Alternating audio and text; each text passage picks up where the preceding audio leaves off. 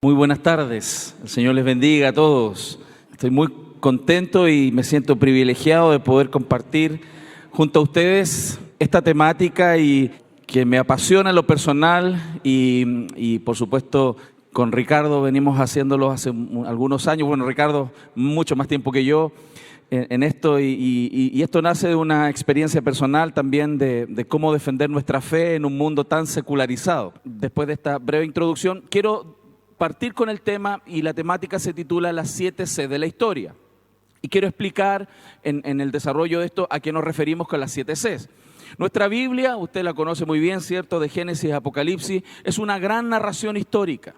La Biblia parte contándonos desde el primer versículo que Dios, quien siempre ha sido existente, trajo a existencia todas las cosas. La Biblia no nos trata de explicar y dar argumentos para defender la existencia de Dios, lo asume. Parte diciendo en el principio Dios creó los cielos y la tierra. Pero esto continúa dándonos muchos detalles sobre orígenes y desde ahí en adelante toda la metanarrativa hasta llegar apuntando a la nueva creación y luego la eternidad futura. Y estas 7 Cs es una manera de describir el desarrollo histórico, esta teología bíblica que está en la palabra del Señor. ¿Y por qué esto es importante? Porque de alguna manera todas las personas de este planeta tenemos algunas preguntas existenciales, preguntas de la experiencia humana, que son normales, que tratamos de responder y que de alguna manera todas las culturas, incluso las distintas religiones, están tratando de responder, como por ejemplo, ¿de dónde venimos? Todos nos preguntamos eso, ¿de dónde venimos? Cuando tomamos conciencia de nuestra existencia, cuando somos niños, comenzamos a preguntarnos, ¿de dónde vengo? De mis padres. Pero ¿y mis padres de dónde vienen? De sus padres. ¿Y sus padres de dónde? De sus padres. ¿Y sus padres? Y comenzamos a retornar hacia el pasado para intentar encontrar un punto donde todas las cosas nacen o aparecen, o algunos creen que fue eterno, que hay una eternidad existente, una materia existente, como algunos filósofos griegos plantearon. Pero además de la pregunta de origen, está la pregunta de significado. ¿Cuál es el propósito de nuestras vidas? No sé si a usted, pastor, le pasa acá, pero una pregunta muy recurrente que nos hacen es, pastor, ¿cuál es el propósito de mi vida? Bueno, porque todos tratamos de encontrar cuál es el sentido de la vida. Y aquella persona que pierde el sentido de la vida, muchos de ellos se quitan la vida. Porque si la vida no tiene un propósito, no tiene sentido seguir viviendo. Y es una pregunta en la experiencia humana transversal a toda cultura en este planeta. Pero también la pregunta de moralidad. Como en la universidad se enseña ética, ¿no? La pregunta es cómo tenemos que vivir, cuáles son los patrones, cuál es la forma, la conducta que tenemos que tener. Y también, por supuesto, la pregunta de destino. ¿Y por qué estas preguntas son relevantes? Porque están definiendo cosas que son muy importantes para la existencia humana. Entender cuál es el propósito de nuestras vidas está muy vinculado con la pregunta de orígenes. Lo mismo para las otras preguntas. Si yo defino la pregunta de orígenes sin Dios, voy a vivir como si Dios no existiera. Pero si yo defino la pregunta de orígenes con Dios en la respuesta, voy a vivir como si Dios existiera. Por eso es tan importante la pregunta de orígenes. Y Respuestas en Génesis está principalmente orientada a dar respuestas sobre esas preguntas. En ese sentido, usted y yo estamos sometidos a un tsunami de información naturalista. Desde que somos pequeños, los dibujos animados, el plan escolar, en las universidades, en todos lados nos están hablando de naturalismo. Todos nos están tratando de dar una respuesta de dónde venimos. Uno de los planteamientos más conocidos y que genera mayor consenso hoy día es la idea del Big Bang. Y que todos venimos de una gran explosión hace 13,8 mil millones de años. Pero aquí estamos en el fondo frente a una disputa importante entre dos visiones. Una de ellas es la palabra del hombre, voy a ponerlo ahí, y la otra es la palabra de Dios. La palabra del hombre, que principalmente podríamos decir tiene una visión naturalista. Este naturalismo tiene dos premisas, de ahí viene el ateísmo, ¿no? La naturaleza, dicen, o la materia, es todo lo que existe. El mundo espiritual no existe, todo tiene que ser comprobable, medible, es materia. Y la segunda premisa que tiene el naturalismo es que todo puede y de hecho debe explicarse por el tiempo, más la casualidad, más las leyes de la naturaleza obrando en la materia. Quiere decir que todo lo que existe en materia y los accidentes, más las leyes y el tiempo en esta mezcla, durante muchísimo tiempo nos está dando lo que nosotros observamos en la actualidad.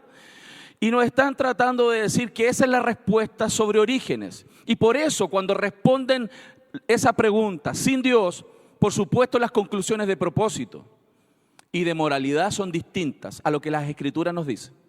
Porque están en su cosmovisión naturalista atea, sacando a Dios de la realidad de la existencia. Un ejemplo de eso, Carl Sagan, que usted seguramente, los que tenemos un poquito más de años, vimos la película Cosmos, ¿no? ¿Se acuerdan de ese programa Cosmos? También fue director del proyecto SETI, un proyecto millonario y de varias décadas de investigación, millones de datos de información con esta búsqueda de vida extraterrestre. Y él dice, el cosmos es todo lo que es, o lo que fue, o lo que será alguna vez. Él tiene una visión naturalista sobre orígenes y sobre la realidad de la existencia. Dios no está aquí. El cosmos es todo lo que realmente podemos ver, medir, tocar, palpar. Y claramente él cree en el naturalismo ateo. Dice, los secretos de la evolución son el tiempo y la muerte. Ese es el secreto de la evolución, tiempo y muerte. El tiempo para la lenta acumulación de mutaciones favorables y la muerte hacen espacio para nuevas especies. El doctor Bravo podría dar muchísima más información del área de la biología, justamente con el tema de las mutaciones, pero qué interesante que estas personas son absolutas en definirnos sobre la realidad de la existencia humana. Un físico, George Wald, dice lo siguiente: de hecho, el tiempo es héroe de este complot. El tiempo con el cual tenemos que tratar es de 2.000 millones de años, la edad de la Tierra en 1954. Aquí quiero detenerme un punto. En 1954 se calculaba la edad de la Tierra en 2,5 mil millones de años. Hoy día alrededor de 4.000 millones de años. ¿Por qué? ¿Por qué aumentó el tiempo? Porque el secreto de la evolución requiere tiempo. Si no puedo explicarlo en los procesos observables hoy día, requiero más tiempo. Y lo dice aquí, lo que nosotros consideramos como imposible en base a la experiencia humana, aquí carece de sentido, no importa. Dado tanto tiempo, el imposible se vuelve posible, el posible se vuelve probable y el probable se vuelve virtualmente seguro. Uno solo tiene que esperar, el tiempo en sí hace milagros. Si usted se da cuenta en esta declaración, es una declaración de fe, porque no pueden observarlo, no pueden medirlo, no pueden comprobarlo. Para ellos el tiempo hace milagros. Y nos estamos viendo frente a una avalancha de información que nos dice que la ciencia ha demostrado muchísimas cosas y que están ellos demostrando, ¿cierto?, que la realidad de la religión, la realidad del cristianismo bíblico es una locura. Nos tildan de locos, nos tildan de tontos, de indoctos y nos dicen que la ciencia dice. ¿Han escuchado eso? La ciencia dice. Hermanos, la ciencia no habla. El día que usted ve hablar a la ciencia hay que ir al manicomio. Las personas hablan, científicos hablan y los científicos tienen corazoncito. Ellos tienen creencias. Y es por eso que es importante hablar de estos temas con nuestros niños, con nuestros jóvenes, para que ellos aprendan a discriminar cuando la información les está llegando. Cuando uno va a hacer ciencia, cuando hace ciencia, cuando estás en laboratorio, utilizamos lo que se llama método científico, ciencia operacional, que es el uso de experimentos observables y reproducibles en un ambiente controlado, como en un laboratorio, ¿no?, para entender cómo las cosas operan o funcionan en el universo físico actual con el fin de sanar enfermedades, producir nueva tecnología o poner un hombre en la luna. Eso es ciencia observacional, método científico, eso es muy útil, por eso tenemos computadoras, computadores, medicina, hacemos muchísimas cosas como seres humanos. La tecnología ha avanzado enormemente y esa fama que tiene la tecnología, que claramente tiene cómo ser comprobada y su fama ha seguido creciendo, esa fama está siendo utilizada para decirnos que hay otra categoría de ciencia que es tan exacta como esta. Pero ahí entramos en un problema. Cuando hablamos de historia, cuando hablamos de hechos pasados, no podemos reproducir esos hechos pasados en un laboratorio. El acercamiento a hechos históricos no es con ciencia observacional. Para eso utilizamos el método legal histórico. ¿Qué es eso? Dice ahí, es el uso de testimonio ocular y fiable, si hay uno disponible, y evidencia observable para determinar eventos pasados e irrepetibles, los cuales produjeron la evidencia observable en el presente. Usted no puede traer a un laboratorio y comprobar la antigüedad de algo, por ejemplo, un prócer de la nación. ¿Cómo sabemos que un prócer de la nación existió? No tenemos elementos de laboratorio para comprobarlo. No hay forma de hacerlo. Necesitamos testimonio de escrituras, pinturas, cartas, testimonio de gente que observó, que vio, que vivió, que grabó, que dejó narrada la historia. Quiero hacer un ejemplo. Si pudiéramos esta tarde preguntarle a una dama de este auditorium su edad, si no fuera mucha intromisión, porque en mi país a veces cuesta obtener ese dato, ¿no? ¿Hay alguna dama que se atreviera esta tarde a decirme su edad, señorita? Las jóvenes siempre se atreven, ¿no? 18 años. ¿Y su nombre, por favor? Milagro. Es un milagro que esté aquí. Por la gracia del Señor está aquí. Bien. Si yo pudiera pedirle algo como, compruébeme por favor su edad, científicamente. Usted parece de 18 años. ¿Le cree usted? Sí, yo lo digo porque a veces en Chile la gente dice su edad y como que se bajan unos 20 años, ¿no? Entonces a veces hay que pedir información. Pero si usted pudiera comprobar científicamente su edad, ¿cómo lo haría? Un documento, claro. Probablemente usted sacaría uno de esos documentos, ¿no? Pero lamentablemente eso no es una comprobación científica, porque alguien podría imprimir eso. ¿Hay falsificación de documentos en este país? En Chile hay. Se puede falsificar. Entonces no es una demostración científica. ¿Qué haríamos entonces para comprobar? Probablemente ella tendría que requerir el testimonio de personas que vieron su nacimiento. Por ejemplo, seguro que tu mamá estuvo ahí, ¿cierto? Ando brillante esta tarde, ¿no? Claro, su mamá podría dar su testimonio y decir que aquel día X, hace 18 años atrás, ella, Milagro, nació. ¡Qué tremendo! Para algo que sucedió solo hace 18 años, estamos requiriendo, y ella está presentando un papel impreso y el testimonio de personas fiables. Y yo quiero hacer una pregunta, ¿qué es la Biblia? Papel impreso que narra el testimonio de personas que vieron las cosas que sucedieron en el pasado. Y las personas nos dicen, no, yo no creo en tu Biblia, y ellos quieren que yo les crea a su edad. ¿Se da cuenta? Porque aquí estamos en una categoría diferente de acercamiento a las evidencias. Método legal histórico. Cuando hablamos de orígenes, cuando hablamos del pasado, usted va a escuchar muchísimo, no es que los dinosaurios desaparecieron hace 65 millones de años. ¿Y esa persona estuvo ahí? ¿Lo vio? ¿Tiene una foto? ¿Tiene un documento? Son inferencias. Por lo tanto, es distinto cuando observamos en un laboratorio y reproducimos en un laboratorio las evidencias y podemos comprobar que cuando hablamos de historia. Otro ejemplo. Ahí está. ¿Está el sol brillando ahora en Luján, aunque ya es atardecer? ¿Está el sol brillando? Sí, está brillando. Pero yo siempre respondo, no, no lo sabemos. ¿Por qué no lo sabemos? Porque la distancia entre el Sol y la Tierra son 150 millones de kilómetros. La luz se demora 8 minutos 19 segundos en llegar aquí. Por lo tanto, ahora no sabemos si el Sol está brillando. Si se apagó ahora, lo vamos a saber en 8 minutos 19 segundos más. ¿Por qué doy estos dos ejemplos? 18 años, 8 minutos. Porque cuando hablamos de hechos del pasado, no tenemos cómo comprobarlos en un laboratorio ahora ya.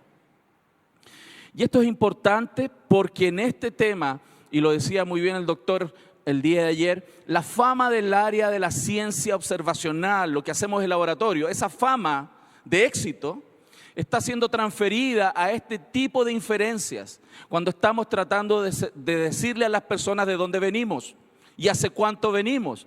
Y por eso la idea de los millones de años está siendo tan vendida en todos los medios. Usted le pregunta a un niño, ¿hace cuánto tiempo vivieron los dinosaurios? Millones de años. ¿De dónde sacó ese dato? Se lo pusieron aquí. Se lo pusieron en la mente. Nosotros tenemos a alguien que estuvo en el principio y que nos contó cuándo y cómo pasaron las cosas. Y esa persona gloriosa es el Dios de los cielos. Y nos ha revelado en su palabra cuándo y cómo sucedieron las cosas. Y en base a esa gran narración, nosotros podemos observar el presente y observar las evidencias e interpretarlas de acuerdo a lo que la Biblia nos dice. Y esto es importante, porque como les decía hace un minuto atrás, el uso de la ciencia es hoy día un elemento muy fuerte para poder sacar la cosmovisión cristiana bíblica de la mente de nuestros niños y nuestros jóvenes. Las estadísticas en Estados Unidos hablan de que entre el 60 y el 80% de los jóvenes que toda la vida han estado en la iglesia abandonan el cristianismo en el primer año de la universidad. Hay estudios de Barna Research, Pew Research, que hablan de cifras dramáticas en América y en el mundo. Hay muchísimos estudios, no vamos a tener tiempo de abordarlos hoy día. Muchísimos datos objetivos de la fe de las personas. Nuestros jóvenes se están perdiendo. Nuestros niños los estamos perdiendo, no en una ola de información, en un tsunami de información naturalista. Lo he observado con mis propios hijos cuando reviso con ellos sus cuadernos de ciencia. Y es tremendo cómo frente a nuestros ojos les están lavando el cerebro. Y esto no sucede de un día para otro, sino que es un socavamiento de la fe y la confianza en la palabra de Dios que poco a poco y gradualmente va sacando a nuestros niños y a nuestros jóvenes, incluso por supuesto a los adultos, de la fe en lo que Dios nos dice en su palabra.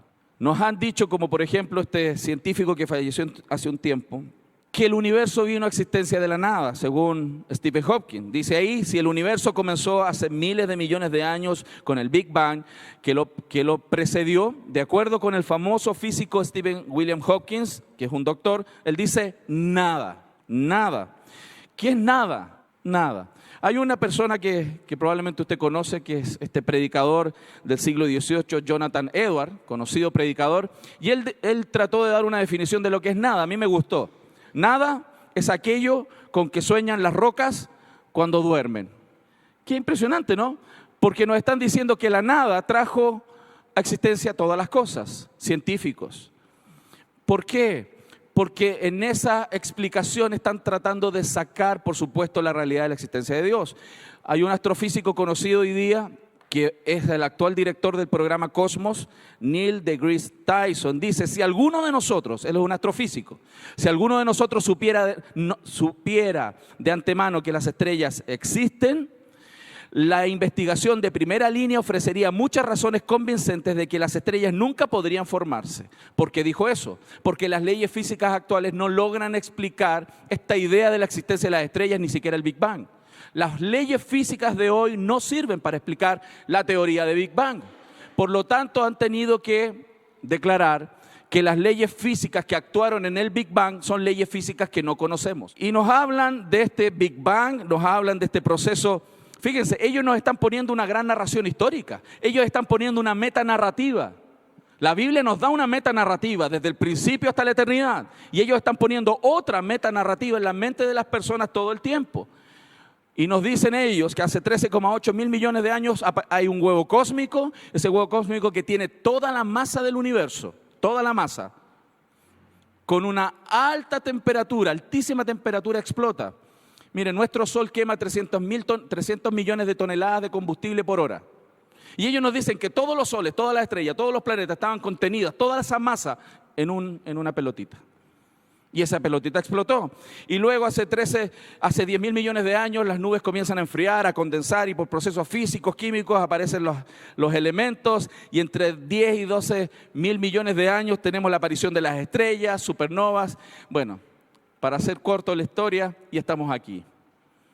Esa es una gran historia que nos están tratando de contar. ¿De dónde salió el agua? La teoría más común es que vino un meteorito y nos trajo agua a la Tierra. Eso es lo que más se escucha, Este señor Stephen Hawking dijo en 1968 y 1970, publicaron con otro investigador investigaciones donde planteaban que al comienzo del universo necesariamente debía haber ocurrido singularidad del tiempo y del espacio, algo muy singular, algo diferente, no conocido. Esto es un punto en el cual las leyes físicas desaparecen tal como las conocemos. Quiere decir que el Big Bang tiene leyes físicas en el principio que no conocemos. ¿Alguien recuerda esta película? Yo la mostré el día de ayer. Es la película de Éxodo, de Moisés. En esta película nosotros observamos cómo Moisés levanta el báculo, ¿cierto? Tratando de describir lo que la narrativa bíblica nos dice. Y las aguas del mar se abren tremendamente. Y se abren, pasa en seco el pueblo de Israel y esta misma agua después ahoga a todos los ejércitos egipcios que venían detrás. La gente está tratando de explicar racionalmente esto, pero para nosotros claramente es un gran milagro que Dios haya abierto las aguas, ¿no? Y el pueblo del Señor pasó ahí. ¿Saben lo que sucedió en ese momento? Es que leyes físicas actuaron, leyes físicas que no conocemos. Ellos dicen que son leyes físicas que no conocen y le llaman ciencia. Nosotros eso le llamamos un milagro de Dios. Porque actúan leyes físicas que no conocemos. ¿Cómo Jesús pudo caminar sobre el agua? Porque actuaron leyes físicas que no conocemos. Porque Dios es el Señor de las leyes. Dios es el Señor de la física. Dios es el Señor de la materia. Dios es el Señor de todas las cosas. Todo fue creado por medio de Él, por Él y para Él. Entonces el Señor no tiene problema con las leyes. Él puede romper las leyes. Pero hoy día hay un proselitismo ateo tremendo en la academia. Este señor, astrofísico en una universidad norteamericana, en plena clase fue filmado. Y este señor le estaba diciendo a los jóvenes alumnos de astrofísica, diciéndole, ¿saben? Ustedes son el resultado de la explosión de estrellas. Ustedes son polvo de estrellas, como han dicho otros físicos. Ustedes son polvo de estrellas. Todo lo que ustedes son es porque alguna estrella murió por ustedes. En clase, olvídense de Jesucristo. Ustedes no necesitan a Cristo porque las estrellas son las que murieron por ustedes. Clase de astrofísica en la universidad. Porque hoy día estamos en un mundo donde es antiteísta, no es pasivo, no es respetuoso, sino que están intencionalmente intentando derribar la fe de los hijos de Dios sobre este planeta. Por eso el llamado de esta tarde es a reflexionar sobre la importancia de esta temática también, adicional a todo lo que nosotros hacemos como Iglesia del Señor, a formar a nuestros niños y prepararlos para este mundo tan duro en esta área. Lo mismo sucede con nuestros niños. Nuestros niños van a clase de escuela dominical, como lo hacíamos probablemente la mayoría de los que estamos aquí, íbamos a clase de escuela dominical y nos enseñaban sobre el arca de Noé y dibujábamos caricaturas y pintábamos monitos.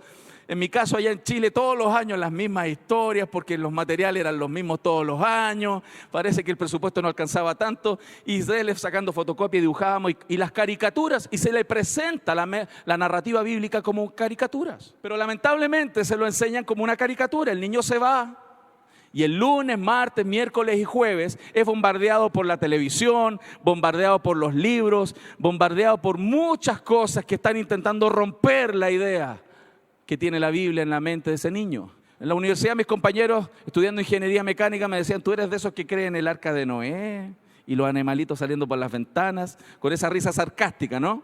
Y cuando yo buscaba información en mi disco duro y buscaba información y ¿sabes lo que aparecía? Las caricaturas. Y con caricaturas quería responderles. No tenía cómo en realidad, porque no fui preparado. Entonces, ¿qué pasa con este niño?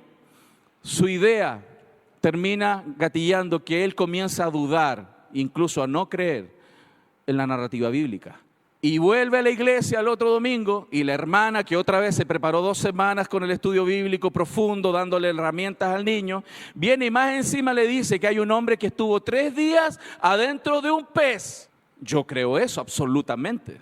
Pero póngase en el lugar de un niño que lunes, martes, miércoles, jueves y viernes, colegio, niños, amigos, libros, televisión, horas y horas de naturalismo científico, ateo, barriendo la mente de esos niños. Por lo tanto, estos niños jóvenes comienzan a rebelarse porque fueron enseñados y tienen un dualismo entre la enseñanza de mi iglesia y la enseñanza del aula. Una cosa es lo que me enseña la hermana Juanita en la iglesia y otra cosa es lo que me enseña el doctor de ciencias, el ingeniero, el físico, el biólogo, el astrónomo, que estudió no sé cuántos años y que la hermana Juanita a lo mejor estudió el sábado de la noche un poco de la Biblia. Yo viví esa crisis también. Por eso es tan relevante esta área y por lo tanto muchos jóvenes están yendo de las iglesias porque ya no creen en la autoridad, en la infalibilidad, en la autoridad, en la inerrancia de las Escrituras. No solamente en aspectos morales, sino también en aspectos de cosmovisión. Por lo tanto, estos niños se alejan de Dios en vez de enseñarles nosotros y darles respuesta, prepararlos para dar razón de la esperanza que tienen y preparar a nuestros niños, a nuestros jóvenes, este mundo que está intentando borrar de su mente, explicarles cómo fueron las cosas. Claramente no es una caricatura, no hay animalitos saliendo por las ventanas, eso es un gran barco. Por eso Respuestas en Génesis construyó el arca con dimensiones bíblicas. Y es impresionante estar a los pies de ese barco, porque vino a realidad y la comprensión del tamaño de lo que Dios le pidió a Noé construir, que es un barco posible, un barco técnicamente posible y que cumple con todas las características físicas para resistir tsunamis, para resistir la rudeza del diluvio global con que Dios destruyó esta tierra. Por lo tanto, es importantísimo enseñarle a nuestros niños que la Biblia tiene mucho más que decir que solamente no le saques los ojos a tu hermano, no mientas, no robes, muchísimo más. La palabra de Dios es una riqueza, nos está contando de dónde venimos, quiénes somos, a dónde vamos, cómo tenemos que vivir, todo. Es una riqueza hermosa. Cuando le enseñamos a nuestros niños, les explicamos cómo estuvieron los animales, las dimensiones, cuando hablamos de capas de roca, cuando hablamos de fósiles, conectamos la Biblia con la realidad. Conectamos la Biblia con lo que le están pasando en las escuelas. Los niños comienzan a tener una fortaleza de fe tremenda, es lo que la Biblia dice. Cuando hablamos de fósiles, por ejemplo, y así un sinnúmero de temáticas, mostrarles que la Biblia es la historia real de la humanidad y no la metanarrativa naturalista con que están hoy día bombardeando a nuestros niños. Esos niños van a tener respuestas para este mundo. Y cuando venga el ataque nuevamente, ¿qué va a pasar? Va a rebotar. Tenemos que preparar a nuestros niños. Y esa es responsabilidad, hermanos, con mucho amor se lo digo, de los padres. No es de la iglesia, no es de la escuela dominical. Yo le tiré primero a la escuela dominical, pero realmente, hermanos, la responsabilidad es de cada uno de los que son padres aquí. Esta visión naturalista, que en realidad es como que fueran varias capas: evolución cósmica, evolución geológica, ahí está también la química y la evolución biológica. Cada disciplina está tratando de responder y articular esta explicación de orígenes, esta explicación de la historia. Y es tan distinta a la metanarrativa bíblica que no podemos hacer una mezcla entre las dos cosas. Lamentablemente hay Biblias, hay teólogos naturalistas que creen en la evolución, y que creen en la Escritura, evolucionistas teístas. Estamos haciendo mezclas entre la visión de los hombres con la Escritura. Estamos releyendo el texto, eso ha sido terrible en las últimas décadas. Mas la palabra de Dios, que permanece para siempre, nos está diciendo que el hombre no tiene excusa frente a la realidad de la existencia de Dios. Dice la Escritura en Romanos 1:18. Porque la ira de Dios se revela desde el cielo contra toda impiedad e injusticia de los hombres. ¿Cuál verdad? Ahí dice, porque lo que de Dios se conoce les es manifiesto, pues Dios se lo manifestó. Porque las cosas invisibles de Él, su eterno poder y deidad, se hacen claramente visibles desde la creación del mundo, siendo entendidas por medio de las cosas hechas, de modo que no tienen excusas. Lo que la Biblia está diciendo, que el ser humano no va a poder tener una excusa, porque él podría haber mirado la creación, ver el diseño, ver la construcción, ver la belleza y darse cuenta que esto no se hizo solo. Aquel que niega eso es un problema en su corazón, no es un tema de evidencias. Y quiero fundamentar eso con Hebreos 11:3. La Biblia dice: por la fe entendemos haber sido constituido el universo por la palabra de Dios, de modo que lo que se ve fue hecho de lo que no se veía. Este texto tiene dos posibilidades. Una de ellas, que el universo fue formado. Segundo, que el universo fue formado por la palabra de Dios. ¿Por qué pongo esos dos puntos? Porque el texto no está diciendo que yo necesito fe para darme cuenta que las cosas fueron hechas. Para eso no necesito fe. Necesito fe para entender que fueron hechas por la palabra de Dios. Demostrar que el universo no surgió espontáneamente, sino que habría sido creado, es científicamente posible. El diseño, la información, la belleza y así un sinnúmero de tópicos nos permiten demostrar que esto no surgió espontáneamente, fue creado. Pero demostrar que el universo habría venido a existencia por medio de la palabra de Dios, eso es religioso, necesito fe. La naturaleza revela un creador, los cielos cuentan tu gloria. y el firmamentum, que en realidad es la expansión, no firmamento duro, anuncia la obra de tus manos. La creación habla del Creador. Por eso la naturaleza revela un Creador, mas ella no revela quién específicamente es el Creador. Si Él no se revela, nosotros los seres humanos jamás podríamos conocerlo. Usted y yo tenemos el privilegio de entender quién creó todas las cosas, pero usted no necesita fe para saber que estas cosas fueron hechas. Por eso el hombre no tiene excusa, porque observando la creación tendría que reconocer que aquí hay un Creador glorioso y maravilloso, digno de gloria y alabanza. Amén. La palabra de Dios entonces está por sobre todas las cosas. Los científicos nos están diciendo y están utilizando un elemento para justificar esta idea de los millones de años. Ellos nos dicen que el presente, lo que ellos observan hoy día en el presente, es clave para interpretar el pasado. Y quiero explicarlo así. Si yo construyera un barquito de madera, así pequeño, y tuviera una gran laguna y pusiera el botecito en el borde y lo empujara rápido, así fuerte, el botecito aceleraría rápido al principio, pero después se pondría lento, ¿no? Por el roce, la tensión superficial del agua, etcétera. Pero después ese barquito seguiría avanzando, lentamente, y si yo esperara un buen tiempo, ese barquito seguiría avanzando por el medio. Si un amigo mío llegara y no vio que lo lancé rápido y observara el botecito hacia el medio, y yo le preguntara, Juan, ¿hace cuánto tiempo crees que ese botecito salió de aquí de la orilla? Él me diría, no sé, un par de días, porque va tan despacito. Él no vio que al principio esto fue rápido. Fíjense, ellos están diciendo que la observación actual, que es lenta, debo retroceder en el tiempo para justificar cuándo sucedieron las cosas. Pero la Biblia nos dice que, por ejemplo, el movimiento tectónico de las placas, la transformación de la geografía del planeta no fue siempre lenta, porque hubo una gran catástrofe. Teníamos un gran continente al principio que Dios creó, luego las placas se dividieron, pero eso no fue lento, sino que fue en el proceso diluviano, donde el fondo del abismo se partió y las placas, se produjo un movimiento rapidísimo de las placas. El Salmo 104 nos dice que luego al final del diluvio el Señor levantó los montes, bajó los valles y formó y puso los límites de la habitación de las aguas que vemos hoy día. La Biblia nos habla de un proceso rápido que transformó la corteza terrestre. Por eso es importante mostrar la Biblia como los lentes con los cuales nosotros miramos la historia. ¿Cómo entendemos el mundo? Estas 7 Cs nos hablan que el Señor creó todas las cosas al principio. Y hablemos un poco de eso, hablemos un poco de estas 7 C. Creación primero, luego corrupción, luego catástrofe, luego confusión, que es la Torre de Babel. Luego la historia continúa desde el Génesis 12 en adelante con la elección de un pueblo a través de Abraham. Dios hizo pacto con Abraham, continúa la metanarrativa y en esa metanarrativa Dios prometió que iba a enviar a un descendiente de la mujer, lo prometió en Génesis 3:15, protoevangelio, y el Señor vino, Cristo vino, nacido de mujer, bajo la ley, para redimir a los que estaban bajo la ley. Y ese Señor vivió la vida justa que nosotros jamás viviríamos. Y fue el Cordero perfecto y se presentó en la cruz, murió y resucitó y está sentado a la diestra del Padre, esperando la consumación de los tiempos. Y luego viene juicio eterno, nueva creación y seguimos la eternidad. Esa es nuestra historia, hermano. ¿La cree usted? ¿O le cree a los naturalistas?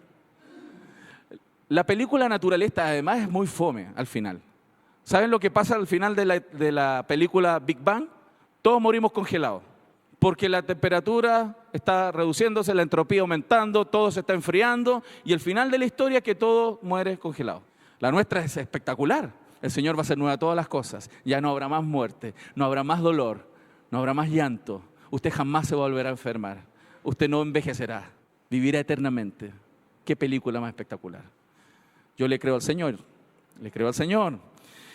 Cuando creó Él, el Señor creó, la Biblia nos dice, y aquí voy a entrar en unos tópicos rápidos, el Señor creó todas las cosas, como dice nuestra gloriosa Reina Valera, así es. Reina Valera dice que Él creó según su género, según su naturaleza, también el texto dice género, el verso de Génesis 1:21 agrega la palabra especie.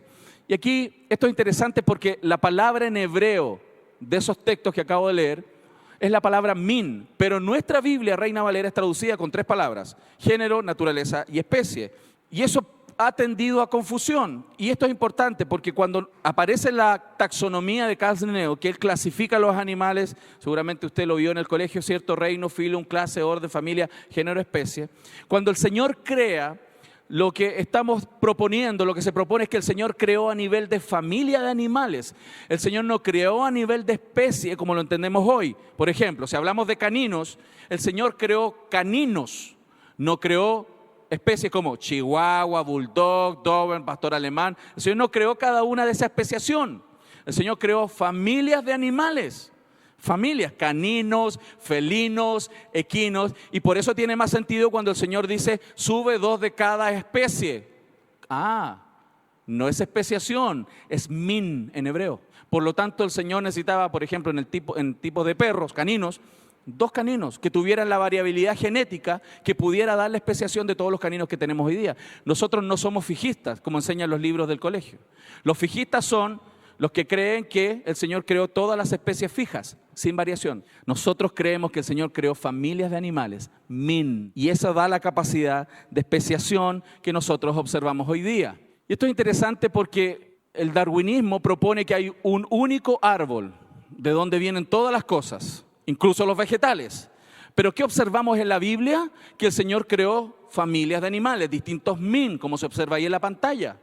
Esos min tuvieron especiación hasta el diluvio, fallecieron la mayoría en el diluvio y las parejas de animales, 2 de algunos, 7 de otras, como dice el texto, pasaron, salieron del arca y comenzaron a reproducirse nuevamente y dieron la especiación dentro de los min. Por lo tanto, nosotros no creemos en un árbol, creemos en un huerto bíblico, distintos árboles. Y eso no solamente lo dice la Biblia, es lo que se observa genéticamente en los laboratorios, que la ciencia hoy día ha visto y se están dando cuenta que hay árboles, hay ramas, ¿cierto?, de estos árboles de especiación, pero no estamos viendo y no es observable cambio de familia de animal. Por ejemplo, sobre lo que nosotros vemos ahí de familia, a nivel superior, de orden, clase, no vamos a tener un cambio, por ejemplo, entre gatos y perros. Lo digo porque hay algunos científicos que dicen que eso es posible.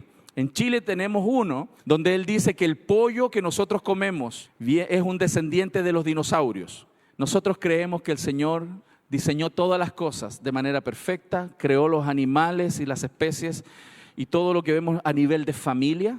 Y por lo tanto tenemos respuesta y podemos darle elementos a nuestros niños para que ellos defiendan su fe. Frente a esta propuesta darwiniana que hoy día está en la peor crisis de la historia. Hay 1000 científicos al menos que han firmado una propuesta, afirman respecto de que ellos no están de acuerdo con la teoría darwiniana. El 2017 hubo una conferencia en Inglaterra donde se juntaron los 300 más importantes evolucionistas del mundo.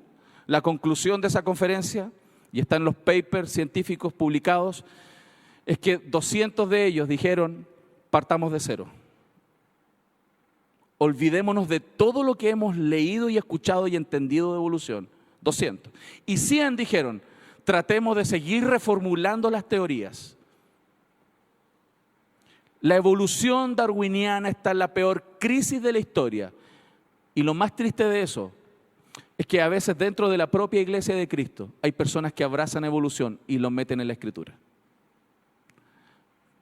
Hay una necesidad de volver a la palabra. La sola Escritura debe ser desde Génesis 1:1. No desde cierta parte hacia adelante. Además de la creación perfecta que el Señor hizo, vemos que esto se corrompió. Esto que era bueno en gran manera, como el Señor lo dijo, fue destruido, dañado por la acción moral del hombre. El Señor le dijo a Adán que no comiera del árbol del huerto. Pero, ¿qué nos propone la evolución? Que la muerte es parte de un mecanismo favorable para la preservación de los más aptos. La Biblia dice que la muerte es la paga del pecado. Son cosas totalmente opuestas, no podemos mezclar una con otra. El hombre fue tentado por Satanás, voy a avanzar, y lo hizo dudar para caer en la desgracia más grande que tiene esta humanidad. Le dijo que no comiera, ¿cierto?, del árbol. No comiera del árbol. Pero ¿qué hizo Satanás? Tentó a la mujer y le dijo, como dice ahí en el texto, con que Dios os ha dicho, no comáis del árbol. Le hizo dudar. Primer truco de Satanás, hacernos dudar de lo que la Biblia dice. ¿No será que leíste mal? A lo mejor estás interpretando mal. Los días quizás no son como tú piensas, no es lo que siempre hemos entendido. O a lo mejor no entendiste, a lo mejor Dios sí puede usar la evolución y tenemos que intentar releer o reinterpretar el texto.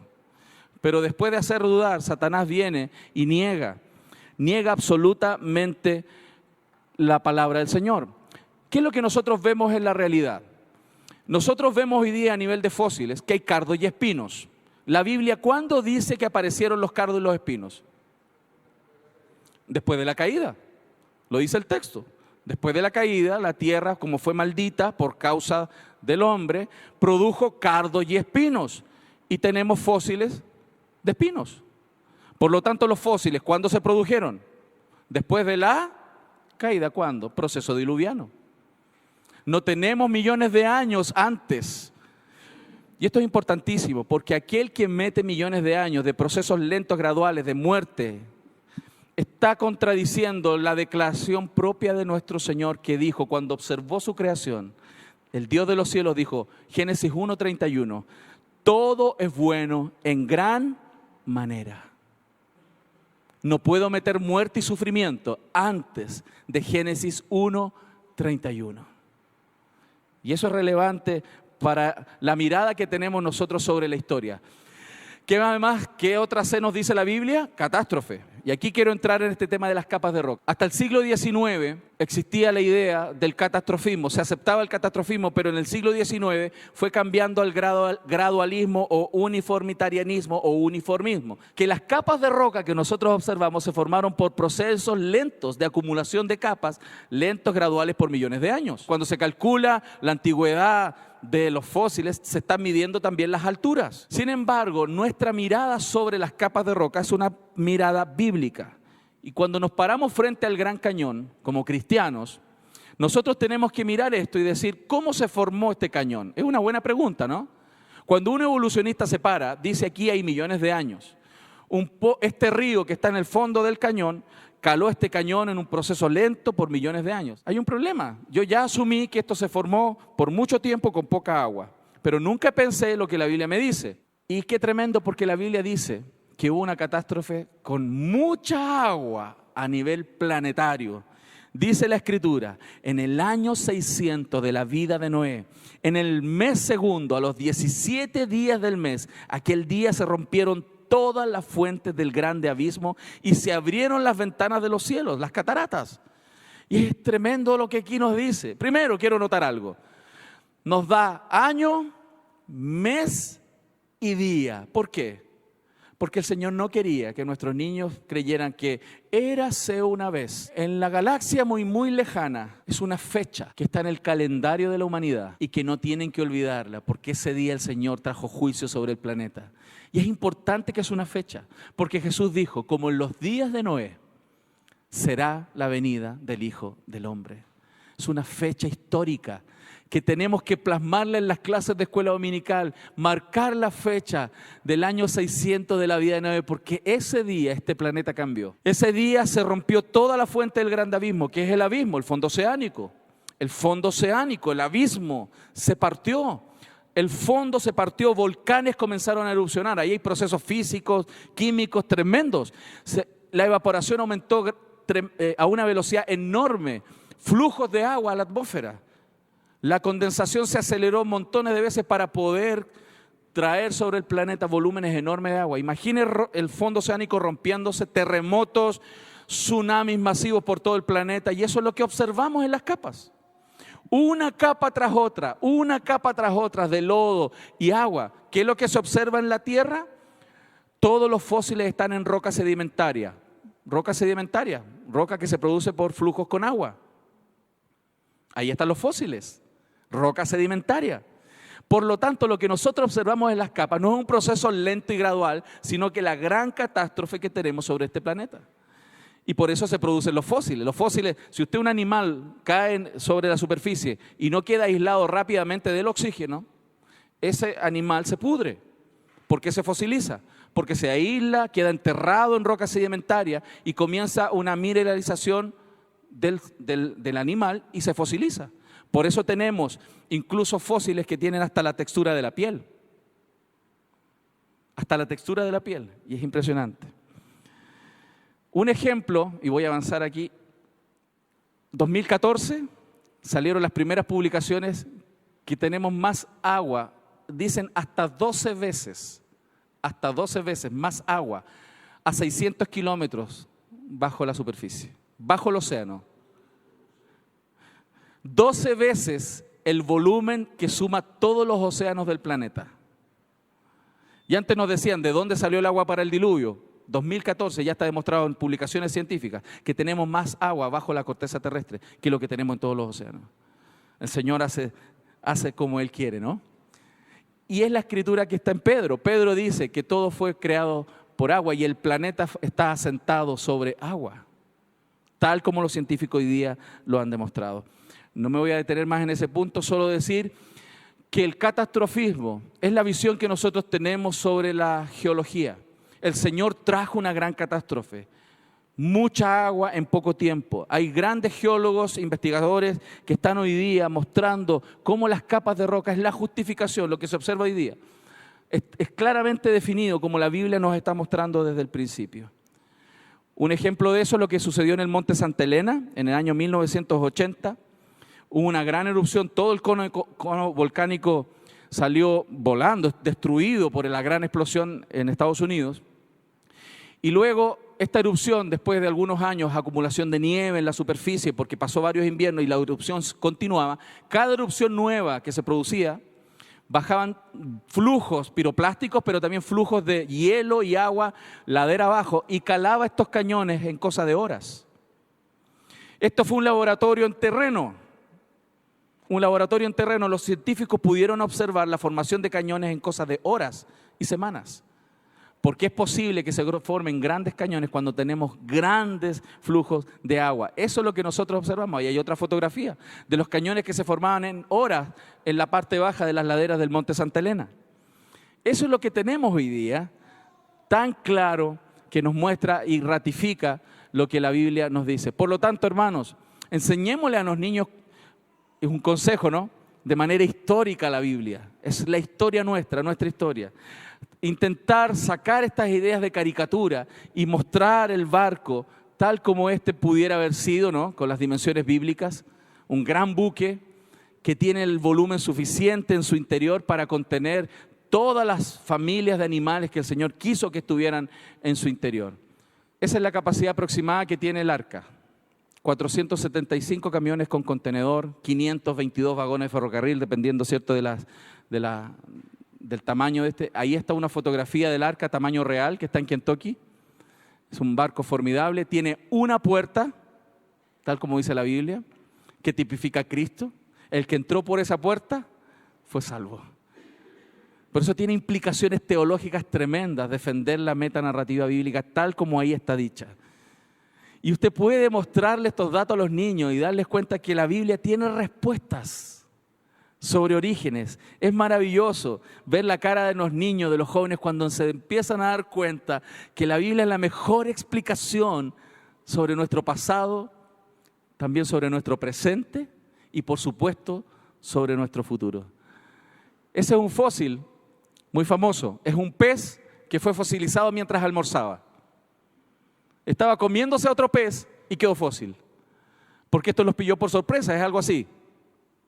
Estaba buscando su presa, mire la cara de los peces. Viene, se lo está comiendo y vino el diluvio y quedó enterrado. Y ahí está el fósil.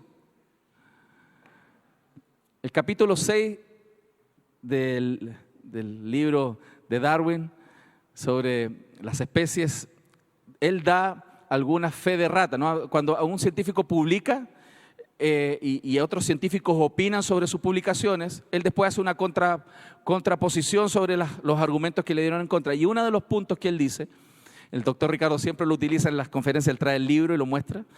Si hubieran organismos blandos, fosilizados, por ejemplo, su teoría no funciona. Hay fósiles de gusanos, hay fósiles de estiércol, por ejemplo, organismos blandos. Darwin no sería hoy darwinista, porque sus teorías ya no se sostienen.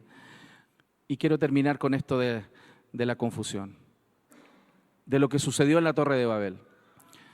En la Torre de Babel, el Señor trajo juicio y dispersó a la población de los seres humanos, lo dividió sobre el planeta, confundiendo sus lenguas.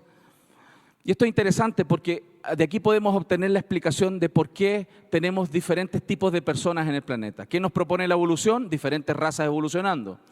El proyecto Genoma Humano el 2005 ya demostró que somos una sola raza. Pero por décadas nos enseñaron que éramos distintas razas en evolución. El darwinismo social produjo mucho daño, mucha matanza, porque categorizó los seres humanos y rompió la idea que la Escritura siempre planteó desde el principio, que todas las personas de este planeta, todos los seres humanos, fuimos creados a imagen y semejanza de Dios. Nos han preguntado muchas veces si alguien se puede casar con un pariente. ¿Qué dice usted? ¿Por qué tiro este tema? ¿Por qué pongo este tema? Primero, decirle que si usted no está casado con un pariente, ¿cuántos casados hay aquí? Matrimonio, ¿sí? Si usted no está casado con un pariente, se casó con un extraterrestre. Ahora usted entiende, porque algunas cosas, ¿no? que suceden en casa. Hermano, todos estamos casados con un pariente. Todos, porque venimos de Adán y Eva. La diferencia es si es pariente cercano o pariente lejano. ¿Y por qué lo digo? Porque muchas personas preguntan de dónde sacó Caín su esposa. Y hay invenciones y algunas propuestas, creación paralela, creación preadámica, para discutir este punto. Y eso implica problemas teológicos importantes, como por ejemplo la doctrina del pecado. Porque el primer hombre, Adán, fue creado alma viviente, y el segundo, el postrer Adán, espíritu que da vida. Adán nos representó federativamente como raza humana. Cristo representa federativamente a aquellos creyentes. Si hay razas paralelas, ¿cómo entra en el plan de salvación? ¿Cómo le afecta el pecado? ¿Cómo redime Cristo? Hay problemas profundos teológicos. ¿Y qué es lo que nos dice la Biblia? Que Génesis 3:20 dice: y llamó a Adán el nombre de su mujer Eva, por cuanto ella es madre de todos los vivientes. Una mamá, un papá. La Biblia lo dice. Y Hechos 17:26 dice que de una sangre hizo todo linaje de los hombres. Agregó otro texto, Génesis 5:4, y fueron los días de Adán, después que engendró a Set, 800 años, y engendró hijos e hijas. Hermanos, la Biblia, ¿por qué no nos da todos los nombres de ellas, ni nos dice cuántos? Porque la Biblia no es el registro civil de la humanidad.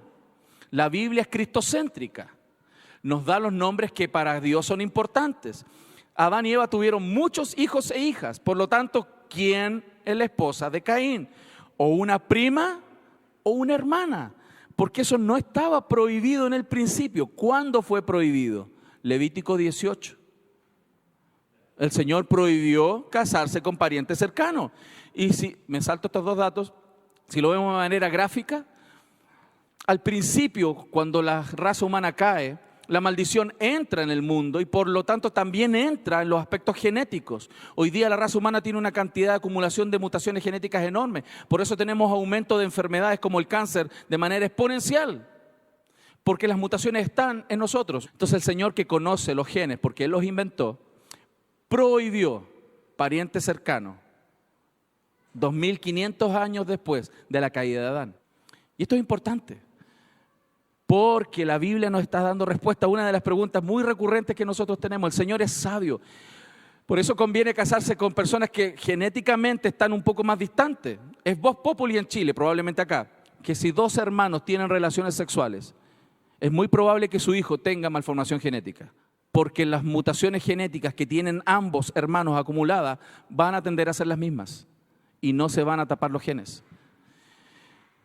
El Señor es sabio y nos ha guardado, incluso a pesar de la maldición sobre esta creación, el Señor protege su creación, porque el Señor es misericordioso.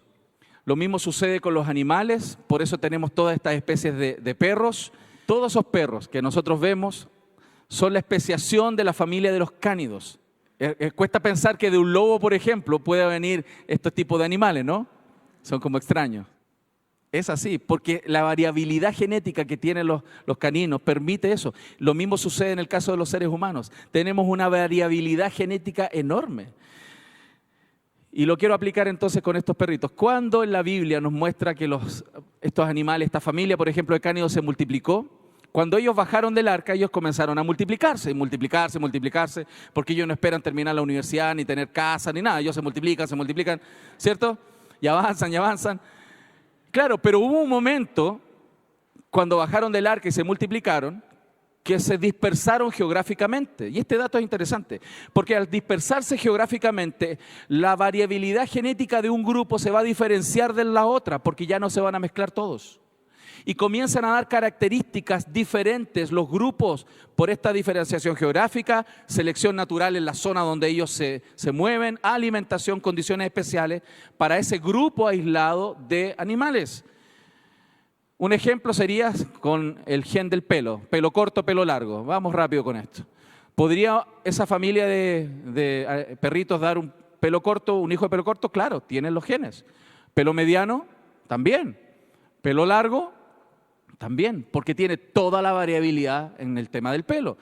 Apliquemos algo, vamos a selección natural, los vamos a mandar a una zona fría estos 3 cachorros, que son, los cachorros cuesta tenerlos en casa, ¿no? Se van. ¿Qué le va a pasar a estos 3? Hay 2 de ellos que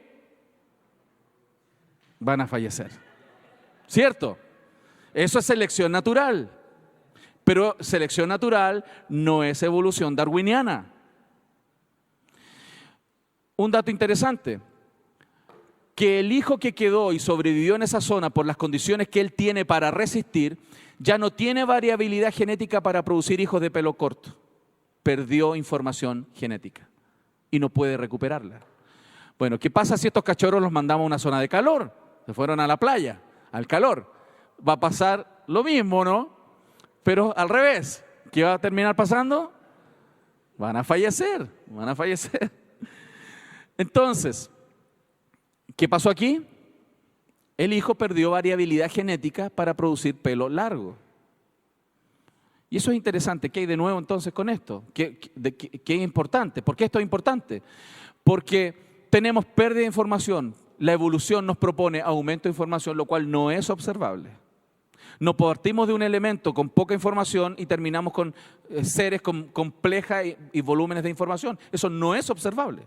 La evolución contradice a lo que nosotros vemos en laboratorio. Selección natural entonces no es evolución darwiniana. Lo mismo entonces nos pasa con lo que vemos con este ejemplo de los animales, con las personas. Toda esta cantidad de perros que nosotros observamos, estamos viendo este proceso de pérdida de información. Ahí está el bulldog ya con menos, los poodle, pobrecitos, ya casi no les queda, y Simón ya no tenía información. ¿Se da cuenta qué importante es mirar la Biblia, tomarla y con esos lentes de la Escritura observar la realidad? Y quiero concluir entonces con este punto. Ahora sí. Voy a estar aquí. Las diferencias entonces que tenemos como seres humanos son esta capacidad que Dios nos dio. El color de la piel, por ejemplo, las tonalidades, es una característica genética, se llama melanina. Nosotros no tenemos diferentes colores, tenemos un solo color con distinta tonalidad. No existen las personas blancas y los negros, no existen. El negro no existe, el blanco tampoco. No tengo una hoja, pero si tuviera esto es blanco. Si usted ve alguna vez una persona de este color, llévela al hospital. Porque o se murió o está ahí, ¿no? No existen los blancos. Tenemos un solo color, con distinta tonalidad, porque es la característica de la melanina en la piel. Por lo tanto, Adán y Eva tendrían que haber tenido una capacidad genética que permitiera toda la tonalidad, más clara y más oscura. Por eso los cristianos nos olvidamos de la palabra color, tenemos tonos distintos. Somos grupos de personas diferentes, no diferentes razas. Olvidémonos de las razas, no existen. Y el genoma humano lo demostró. Fue la conclusión oficial del proyecto de genoma humano. Hay una sola raza, la raza humana. Todos somos de color. Tenía un amigo que cuando empezaron a llegar muchos inmigrantes en Chile, me dijo, oye, ¿has visto? Me he encontrado con mucha gente de color. Yo le dije, ¿y tú soy transparente? Como si él no tuviera color. Todos tenemos un color distinto tono, hermanos. Todos estamos emparentados, todos somos parte de la creación del Señor, creados a imagen de Dios. Lo mismo nos sucede, además de con la tonalidad, por ejemplo, ahí hay gemelos, miren, gemelos. Son gemelos. Gemelos. Gemelos, miren. Claro que la cara del papá asusta, ¿no? Él de estar preocupado, llamen al pastor, necesito consejería, tiene una duda razonable, ¿no? Son gemelas, porque eso es parte de la maravilla del diseño que Dios creó, esa variabilidad genética. ¿Qué pasa con los ojos? Hay personas que son así más chinitas, ¿no? Le decimos más chinitos. Usted no vaya a creer que esas personas que son así, su glóbulo ocular está aplastado. No es que esté aplastado el ojo. Ellos tienen por genética más grasa en esta zona, hermanos, más grasa aquí, más grasa. Ese es el problema que yo tengo aquí. Es genético. Los gorditos ya tenemos otra excusa, hermano. Esto es genética, es una condición genética. No tiene que ver con evolución darwiniana. Hay un hecho biológico, un solo hecho biológico. Todas las personas somos creados a imagen de Dios. Y eso está demostrado hoy día. No somos razas inferiores y superiores. Somos una sola raza, la raza humana. Y quiero concluir con esta idea. Con ese hecho biológico podríamos quedarnos contentos y salir de aquí animados con esto de ciencia y fe y darnos cuenta que la Biblia es la mejor explicación a todas las cosas. Pero no puedo terminar sin también decir que la palabra de Dios debiera ser la mirada en todos los sentidos, también en el ámbito espiritual. Porque ese primer hombre, Adán, que nos representó en el principio, trajo la maldición por su acción moral sobre toda la creación. Pero hay un postrer Adán, Cristo, Dios encarnado, que nos representa hoy día delante de Dios para salvación. Y aquel que cree en Jesús será salvo. Hay un hecho biológico, es verdad. Todos somos iguales. Todos somos iguales. Todos tenemos dignidad por ser creación de Dios. Y eso es real. Pero la Biblia advierte que aquel que no naciere de nuevo no verá al Señor. No verá al Señor. No verá el reino de Dios. Y tienes que hoy día, tú, tu familia, tus hijos, tienen que tomar una decisión. O vamos a creer a Dios o vamos a creer a los hombres. Yo creo que tenemos que ser como Josué, que dijo, yo y mi casa serviremos al Señor. Pero además de ese hecho biológico, hay un hecho espiritual entonces, que ahí sí que hay dos tipos de personas. Ahí no hay una. En el hecho espiritual hay dos. Los que han nacido de nuevo y los que están muertos espiritualmente. ¿De cuál eres tú? ¿Has entregado tu vida a Jesucristo y le sigues a Él y crees en su representación, en que Él murió por tus pecados,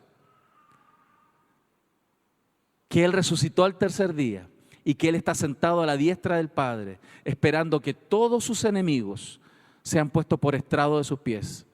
Yo quiero aconsejarle a cada uno de ustedes, si usted conoce a Cristo, gloria al Señor. Pero si estás lejos y estás dudando, si no has entregado tu corazón a Cristo, yo te animo este día a arrepentirte de tus pecados y a entregar tu vida a Jesús. Porque así, en esta presentación, hemos visto cómo la palabra de Dios es autoridad en temas de orígenes por sobre la palabra de los hombres. También es autoridad sobre lo que vendrá en el futuro. El Señor viene, Cristo viene. Así como los días de Noé va a estar este mundo. ¿Cómo era? La gente vivía en sus cosas. La gente vivía comprando, casándose, dándose en casamiento, haciendo su vida. hasta que vino el día donde el Señor cerró la puerta y ya nadie pudo entrar. La invitación de esta tarde también, para todos los que estamos aquí, es acercarnos a Cristo y arrepentirnos profundamente de nuestros pecados y creer en el Evangelio. Creer en el Evangelio. ¿En qué dirección estás corriendo hoy día? ¿Hacia Dios o en contra? ¿Hacia el Señor o en contra? Mi oración es que todos los que estamos aquí y sus familias conozcan a Cristo, conozcan a Jesús, entreguen su vida y no creamos todo este montón de filosofías, pero también entrenemos a nuestros niños, entrenemos a nuestros jóvenes para que defiendan su fe y ellos mismos no tambaleen en la suya. Con mucha tristeza hablo de mi propia vida en esa etapa de la universidad. En vez de haber sido sal y luz y predicar el Evangelio, como mi fe tambaleó tanto en ese tiempo, yo pasé como agente secreto por la universidad, porque ni yo mismo estaba tan seguro de mis convicciones. Por eso es tan importante preparar a nuestros jóvenes para que también en ese ambiente duro y difícil puedan hablar de Jesús como el Señor y Salvador, como el creador de toda